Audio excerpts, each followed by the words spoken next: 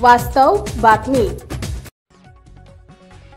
सांगोला तालुक्याचे दैवत स्वर्गीय भाई गणपतराव देशमुख यांच्या घरावरील हल्ल्याचा शहाजी बापूंनी केला निषेध। सांगोल्यात शुक्रवार दिनांक 10 सप्टेंबर रोजी स्वर्गीय गणपतराव देशमुख यांच्या घरावर फेकण्यात आलेल्या दारूच्या बाटल्या हा निंदनीय प्रकार असून याचा मी तीव्र शब्दात निषेध करत असल्याचं त्यांनी सांगितलंय।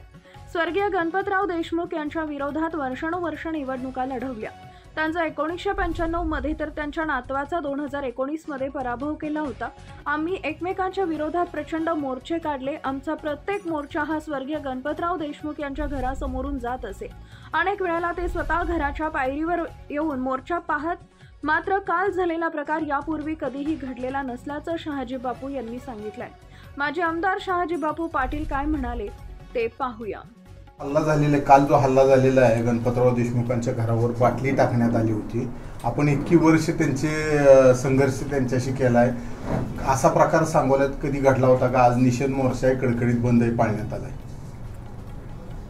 सांगोला तालुक्याच्या सक्रिय राजकारणात गेली 42 वर्ष मी राजकारण करतोय, परंतु या तालुक्यात काल जो प्रकार घडला, काही प्रमुख कार्यकर्ते शेतकरी कामगार पक्षातून भारतीय जनता पक्षात प्रवेश करणार होते आणि त्या संदर्भाने जी काही थोडीफार छोटी मिरवणूक होती, त्यात भाई गणपतरावजी देशमुख यांच्या घरावर दगड आणि बाटल्या फेकण्यात आल्या। हा प्रकार या तालुक्यात पहिल्यांदाच असा घडलेला आहे। हा अतिशय निंदनीय प्रकार आहे। या तालुक्यानं एक राजकारणाची वेगळी परंपरा जोपासलेली आहे। निवडणूक संपल्यानंतर या तालुक्यात सर्व पक्षाचे नेते हे एका व्यासपीठावर सदैव एकत्र आलेले आहेत।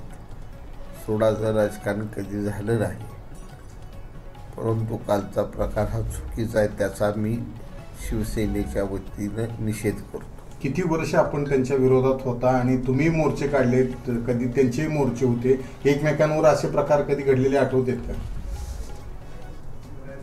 स्वर्गीय गणपतरावजी देशमुख साहेब यांच्या विरोधात मी 8 निवडणुका केल्या। त्यांचा 95 साली स्वतःचा मी पराभव केला, 19 साली त्यांच्या नातवाचा पराभव केला, परंतु 50-60 हजार लोकांचे माझे मोर्चे त्यांच्या घरावरूनच कायम गेलेले आहेत।